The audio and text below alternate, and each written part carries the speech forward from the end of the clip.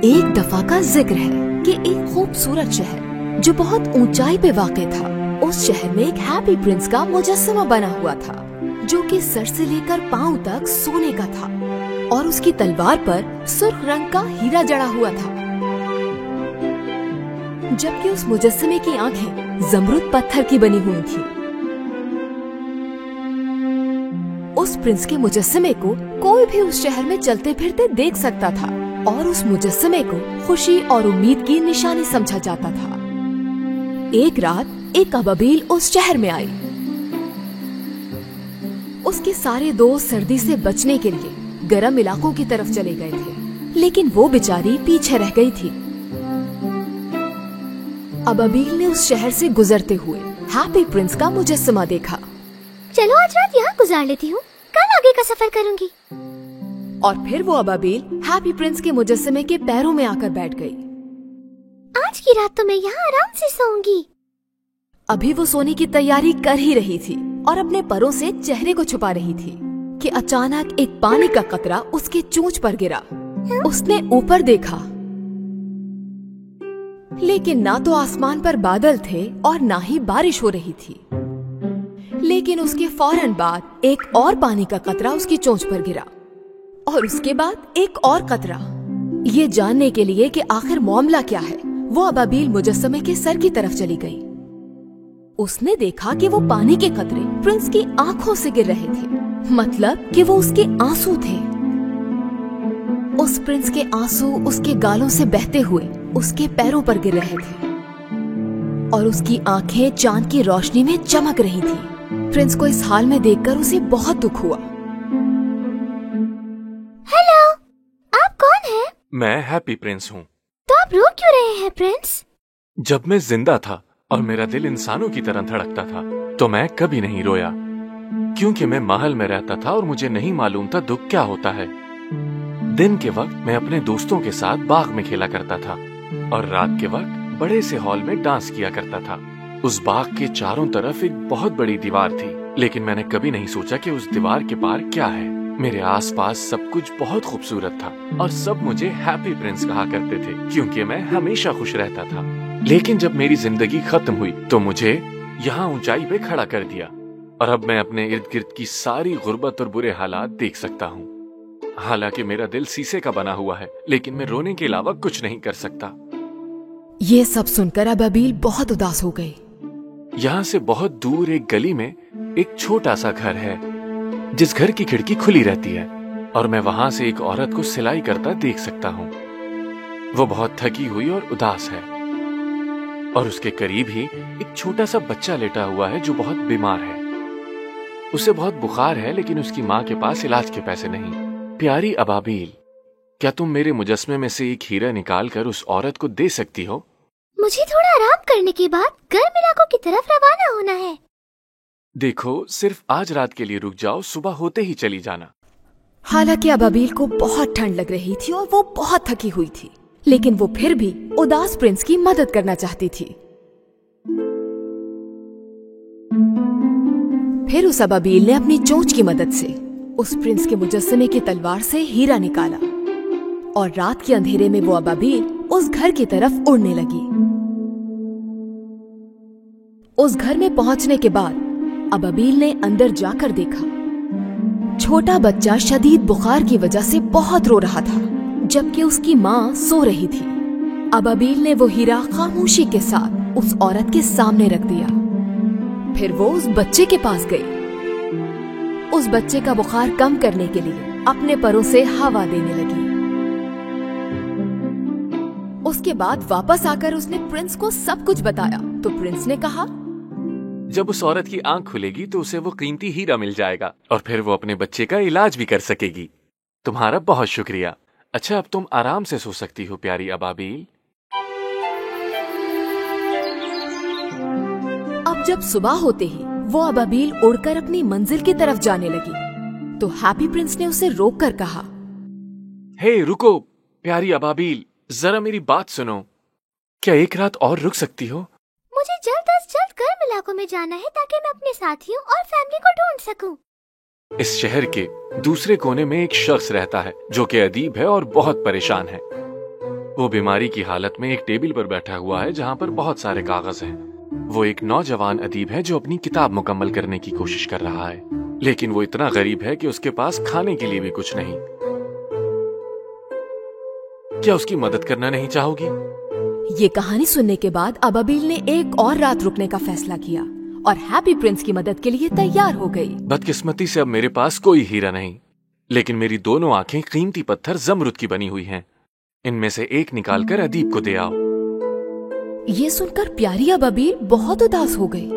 पहले तो उसने इनकार कर दिया, लेकिन जब हैप्पी प्रिंस ने बहुत जिद की तो वो मान गई। फिर उसने अपनी चोंच की मदद से हैप्पी प्रिंस की आंख से कीमती पत्थर निकाला और उस घर की तरफ रवाना हो गई जिसका जिक्र हैप्पी प्रिंस ने किया था। जब वो वहाँ पहुँची तो वो शख्स परेशानी के आलम में बैठा था और अपने चेहरे को अपने हाथों से ढका हुआ था, यहाँ तक कि उसे अबाबिल के आने तक का एहसास न हुआ। और जैसे ही उसने अपने चेहरे से हाथ हटाए तो अपने सामने कीमती पत्थर रखा हुआ पाया। उसे लगा कि शायद उसकी कोई तहरीर किसी को पसंद आ गई है और उसी ने ये कीमती पत्थर भेजा है। वो शख्स कीमती पत्थर देखकर खुशी से निहाल हो गया। मैं अब अलविदा कहने आई हूँ।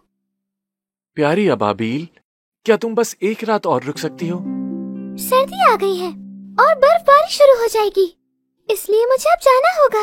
मेरे हैप्पी प्रिंस, मेरा जाना जरूरी है। मैं तुम्हें हमेशा याद रखूंगी। ठीक है, लेकिन बस मेरी आखिरी ख्वाहिश है, वो पूरी कर दो प्लीज। नीचे के इलाके में एक छोटी सी बच्ची माचिस बेच रही है, लेकिन उसकी सारी माचिसें पानी में गिरकर गीली हो गईं और अब वो घर पैसे नहीं ले जा सकती। उस बच्ची का बाप गुस्सा होगा और आज रात उन्हें भूखा सोना पड़ेगा। वो इस वक्त वहाँ रो रही है। उसके पास पहनने के लिए न चप्पल है और न सर पे ओढ़ने के लिए कुछ। मेरी दूसरी आंख भी ले जाओ और उसे दे दो ताकि वो खुश रह सके।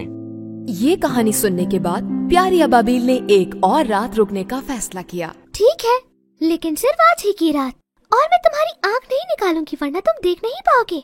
अपने आसपास लोगों को दुखी और भूखा देखकर मुझे बहुत तकलीफ होती है। मेरी बात मान लो प्लीज। प्रिंस की दूसरी आंख से कीमती पत्थर निकालने के बाद प्यारी अबाबिल फिर से रवाना हो गई।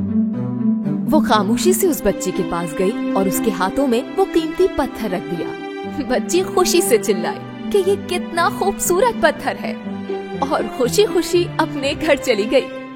बच्ची की मदद करके प्यारी अबाबिल हैप्पी प्रिंस के मुजस्समे के पास लौटा। मैंने फैसला किया है कि मैं तुम्हारे साथ रहूंगी और तुम्हारी आंखें बन जाऊंगी।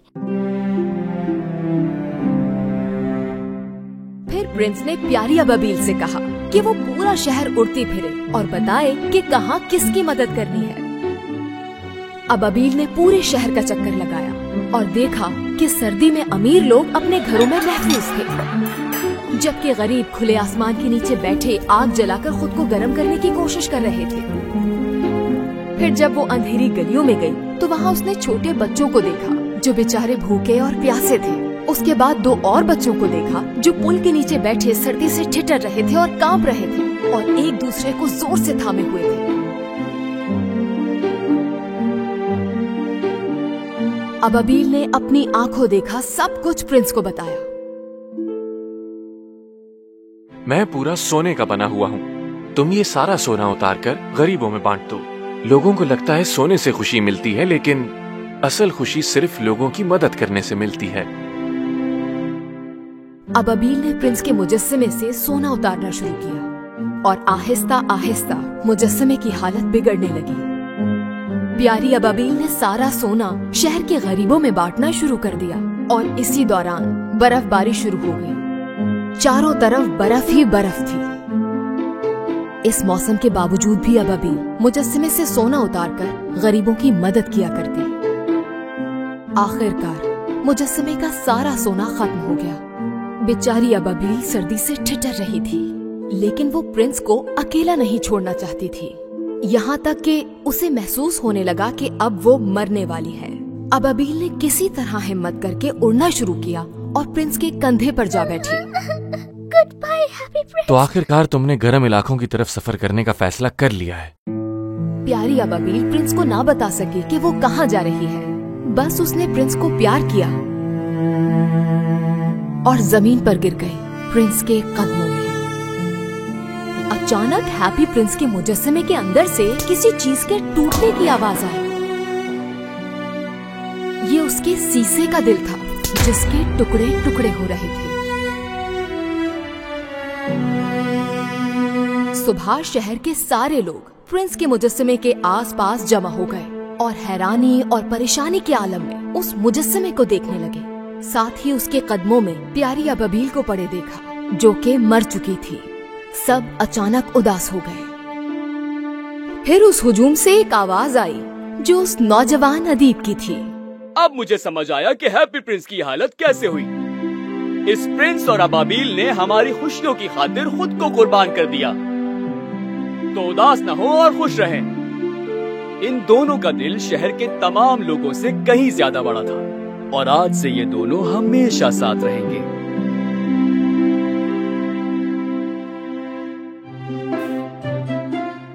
एक दफा का जिक्र है कि एक दूर दराज के गांव में एक चालाक औरत रहती थी जिसको काम करना बिल्कुल पसंद नहीं था। उस औरत की 2 बेटियां थीं, एमिली और एमा। एमा बहुत सुस्त थी और उसे कोई हुनर नहीं आता था। और दूसरी तरफ एमिली थी जो बहुत मेहनती और हुनरमंद लड़की थी। मगर उनकी माँ एमा से ज्यादा प्यार करती थी क्योंकि वो छोटी थी। वो उसे अभी तक बच्चों की तरह रखती थी, इसीलिए वो एमिली से सारा काम करवाती थी। एमिली, जल्दी से अपना काम खत्म करो ताकि हमारी कढ़ाई बेच सको। अपनी माँ और बहन की काहिली की वजह से सिर्फ एमिली दोपहर में बाजार जाया करती थी ताकि वो अपने हाथ से बनाई हुई कढ़ाई बेच सके। वो जब घर आती थी तो उसकी माँ ने सिर्फ एमा के लिए खाना बनाया हुआ होता था। दूसरी तरफ एमिली अपनी बहन एमा के बचाए हुए खाने से अपना पेट भरने की कोशिश किया करती थी। एक दिन एमिली अपने घर से बाहर गई ताकि वो कुएं पे बैठकर अपनी कढ़ाई बना सके। उसने अपने हाथ में सुई लेकर कुएं पे बैठकर अपनी कढ़ाई बनाना शुरू की और उसी वक्त अचानक एक मुर्गा उसके सर पर आकर बैठकर चीखना शुरू हो गया।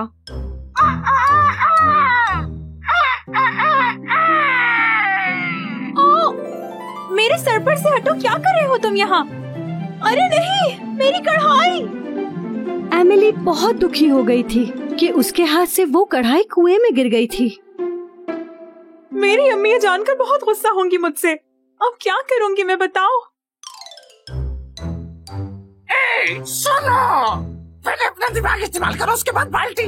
दिमाग बाल्टी, दिमाग बाल्टी, कुकड़ों को। एमिली उस मुर्गे के कहने पर बाल्टी की तरफ बढ़ती है जो कुएं पे लटकी हुई थी। वो जैसे ही बाल्टी उठाने की कोशिश करती है, उसका पैर फिसलता है और वो उसी वक्त कुएं में गिर जाती है।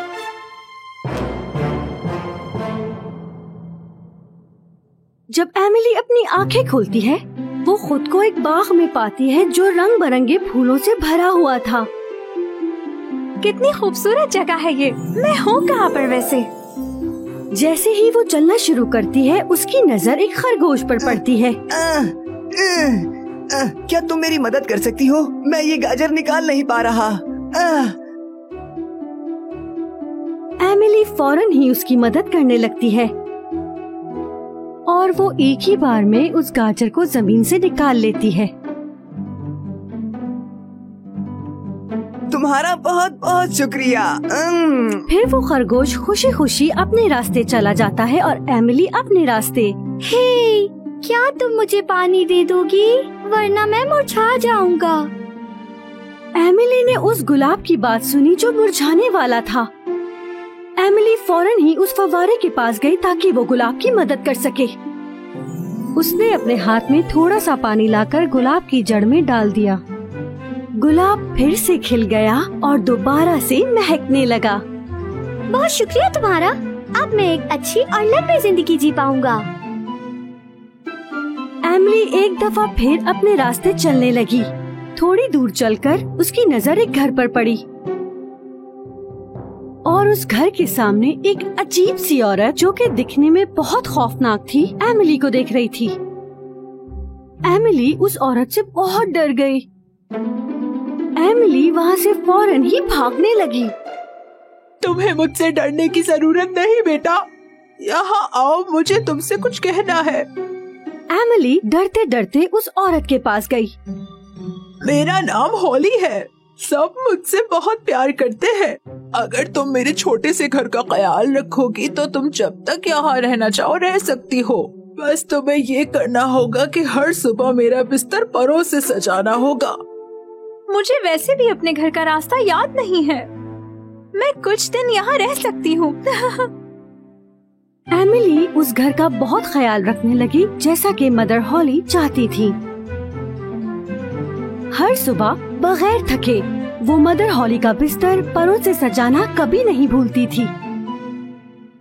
मदर हॉली भी एमिली से बहुत प्यार करती थी, तो वो उसके लिए हर शाम बहुत मजेदार खाने बनाया करती थी।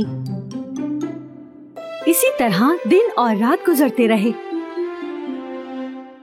हालांकि एमिली यहाँ बहुत खुश थी, मगर उसे अपने घर की याद आने लगी। मदर हॉली, आप जानती हैं कि मैं आपसे मोहब्बत करती हूँ, मगर मुझे अपने घर जाना है। ओह एमिली, मुझे खुशी है कि तुम मेरे साथ काफी अरसे तक यहाँ रही। तुम जरूर अपने घर जा सकती हो, मैं भी तुम्हारे साथ चलूंगी। ओह बहुत शुक्रिया मदर हॉली। मदर हॉली एमिली को एक बड़े से सुनहरे दरवाजे की तरफ ले गईं।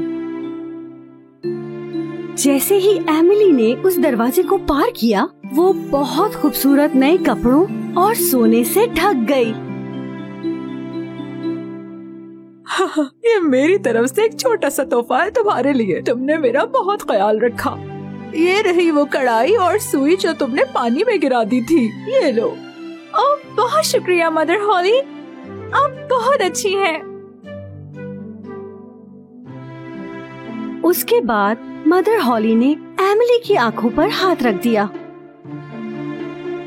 और उससे कहा कि 3 तक गिनो। 1 2 3। जब एमिली ने अपनी आंखें खोली तो उसने अपने आप को अपने घर के सामने पाया।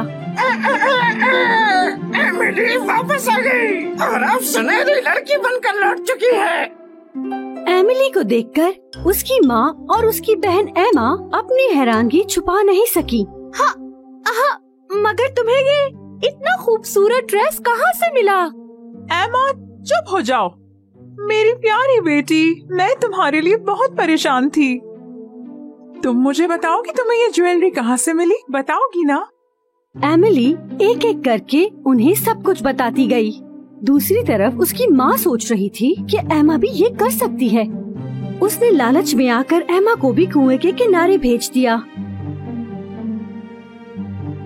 एमा ने अपनी कढ़ाई और सुई कुएं में फेंक दी और उसके बाद वो खुद भी कूद गई। जब एमा ने अपनी आंखें खोली तो उसने भी खुद को उसी बाग में पाया जहाँ पहले एमिली आई थी। थोड़ा आगे चलकर उसने भी एक खरगोश को देखा। खरगोश ने एमा से मदद मांगी कि वो उसकी गाजर जमीन से निकाल दे। हरगिज़ नहीं, मैं एक बेवकूफ खरगोश के लिए अपने हाथ गंदे नहीं करूँगी। हाँ। एमा उस खरगोश की मदद किए बगैर वहाँ से आगे चली गई। थोड़ा आगे उसकी नजर भी एक गुलाब पर पड़ी जो मुरझाने ही वाला था। गुलाब ने भी उसकी मदद मांगी। मैं तुम्हें पानी नहीं दे सकती, तुम्हारे कांटे मेरे हाथ में चुभ भी सकते हैं। हाँ। एमा गुलाब की मदद किए बगैर ही आगे चली गई।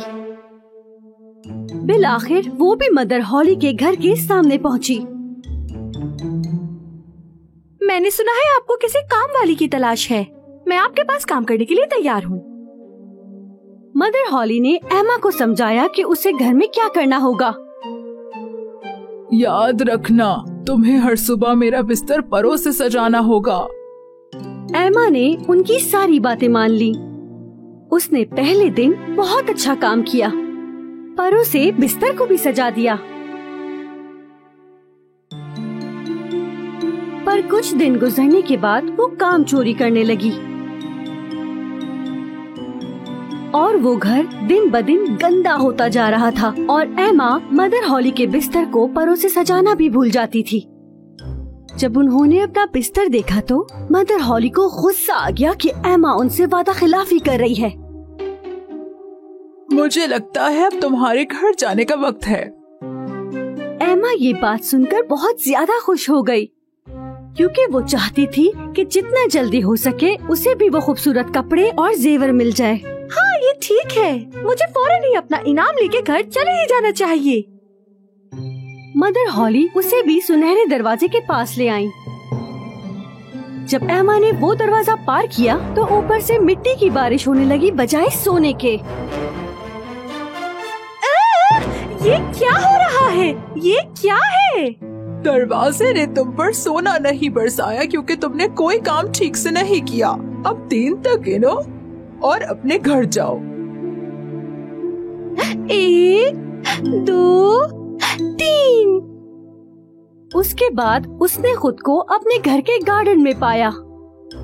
उसे देखकर मुर्गा चीखने लगा। एमा वापस आ गई है और वो मिट्टी से सनी हुई है। उसकी माँ और उसकी बहन एमिली उसे देखकर बहुत हैरान रह गईं। एमा ने बताया कि उसे ये मिट्टी काम ना करने की वजह से मिली है और मदर हॉली ने उसे अच्छे से सबक सिखाया है। और उस दिन से एमा को ये बात पता चल गई कि मेहनत से काम करने की क्या कीमत होती है, और वो भी अपनी बड़ी बहन एमिली की तरह अपने हाथ से कढ़ाई करने लगी। दोनों मिलकर कढ़ाई बनाकर बेचती थीं और इसी तरह दोनों खुश रहने लगीं।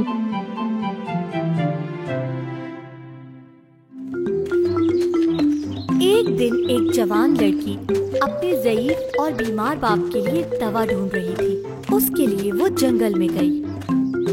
वो दरख्तों पर से मुख्तलिफ फल जमा कर रही थी और साथ ही जड़ी बूटियाँ भी।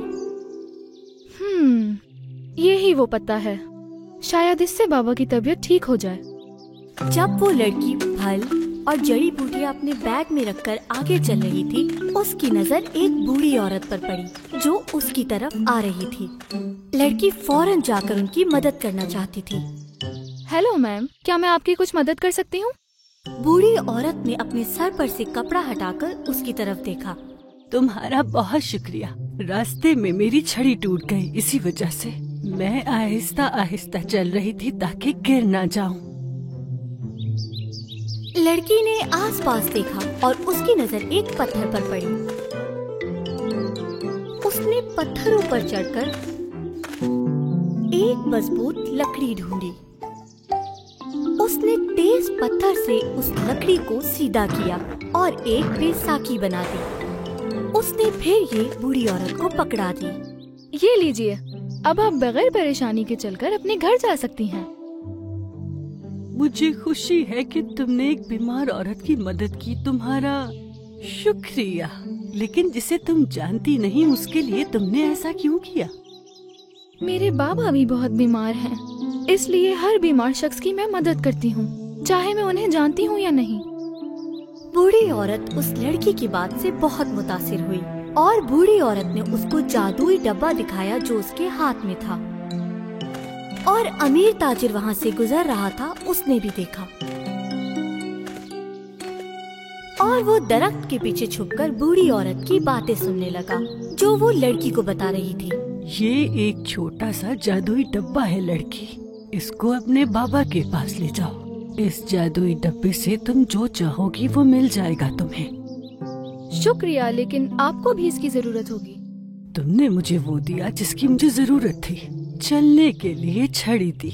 अब ये जादुई डब्बा लो और इसमें मौजूद चीजें सिर्फ उन लोगों को ही देना जिन्हें इसकी जरूरत हो, वरना ये डब्बा तुम्हारे किसी भी काम नहीं आएगा। समझ गई बेटा? हाँ, एक जादू का डब्बा। अगर ये जादुई डब्बा मेरे हाथ लग जाए तो मैं इसे बेचकर बहुत अमीर हो जाऊंगा। उस लड़की ने बूढ़ी औरत से वो जादुई डब्बा ले लिया। जब लड़की ने डब्बा खोला तो उसमें डबल रोटी, अखरोट और पानी था। जैसे ही वो बूढ़ी औरत वहाँ से चली गई, वो लड़की अपने घर की तरफ चल पड़ी। रास्ते में उसे वो चालाक ताजिर मिला जो उनकी बातें सुन रहा था। ताजिर ने उस लड़की से कहा, तुम्हारे हाथ में जो डब्बा है मैं उसे खरीदना चाहता हूँ। बदले में मैं तुम्हें बहुत सारे पैसे दूंगा। उन पैसों से तुम बहुत सारी चीजें खरीद सकती हो। नहीं, मैं ये डब्बा सिर्फ उसी को दूंगी जिसको इसकी जरूरत होगी। अच्छा दिन गुजरे आपका। लड़की अपने घर की तरफ चलती रही। कुछ देर बाद एक भूखी बकरी उस लड़की के सामने आई।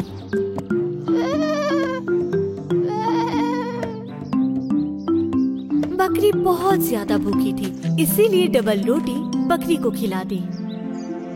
ये खा लो प्यारी बकरी, ये वैसे भी एक जादुई डब्बा है, इसमें चीजें कभी खत्म नहीं होंगी, जितना चाहो उतना खा लो। बकरी ने पेट भरकर डबल रोटी खाई। वो लड़की अपने घर के रास्ते की तरफ चलने लगी। इस दफा एक खुश्क कोको का दरख्त उसके सामने आया। ओह, तुम तो बहुत ज्यादा सूख चुके हो कोको ट्री। तुम्हारे कोकोस बहुत मजेदार हैं। लोग इससे बहुत अच्छी चॉकलेट बना सकते हैं। दरख्त की टहनियाँ इतनी कमजोर थी कि लड़की से रहा नहीं गया और उसने डब्बे में से पानी निकालकर उसे पानी दिया। दरख्त फौरन से पानी जज्ब कर गया। अब देखना बहुत जल्दी कोकोस उग जाएंगे। लड़की अपने घर की तरफ जाने लगी। फिर कुछ देर बाद थकावट के बाइस उसने आराम करने का सोचा। उसी वक्त वो चालाक ताजिर रूप बदलकर उस लड़की के पास आया। हेलो, मैं महल का गार्डियन हूँ। अगर आप बहुत ज्यादा थक गई हैं तो मैं आपको आपकी मंजिल तक पहुँचा देता हूँ। दरअसल ये बहुत अच्छा हो जाएगा मेरे लिए। मैं जरा थक चुकी हूँ और भूख भी लग रही है। बिल्कुल आइए मैडम, लेकिन मेरी एक शर्त है, जब आप अपनी मंजिल पर पहुंचेंगी तो वो छोटा सा बॉक्स आप मुझे टिप के तौर पर देंगी। क्या? आप गार्डियन नहीं हैं, आप वही मर्चेंट हैं। नहीं, ये डब्बा नहीं दूंगी, ख्याल रखिएगा अपना। लड़की तेजी से अपने घर की तरफ जाने लगी। वो उस डब्बे से अखरोट खाना चाहती थी क्योंकि उसे भूख लग रही थी।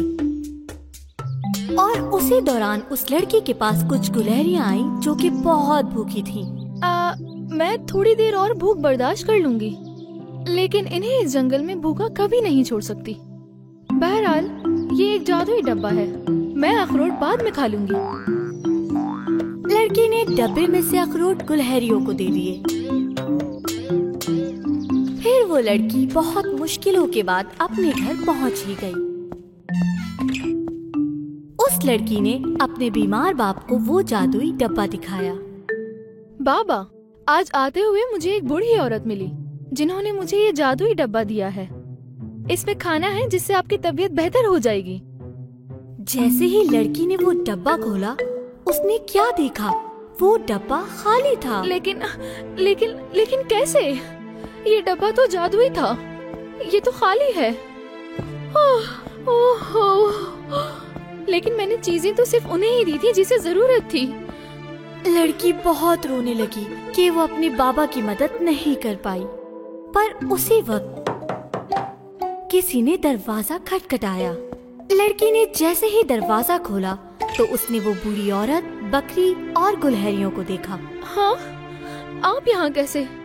मेरी प्यारी बच्ची, जैसा कि मैंने कहा था, अगर ये जादुई डब्बा तुम जरूरतमंदों के लिए इस्तेमाल करोगी तो तुम तभी उसका फायदा उठा पाओगी। ये देखो, बकरी का दूध, फायदा देने वाले फल और ये अखरोट भी, ये सब तुम्हारे लिए है।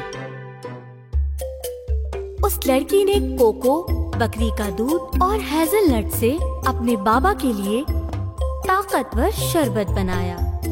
जब उसके बाबा ने वो शरबत पिया तो वो सेहतयाब हो गए। बहुत शुक्रिया मेरी प्यारी, खूबसूरत और बहादुर बेटी। वो लड़की बहुत खुश हुई क्योंकि उसके बाबा ठीक हो रहे थे। जब उसने सोचा कि उसे डब्बे की जरूरत नहीं है तो उसने वो डब्बा डस्टबिन में डाल दिया।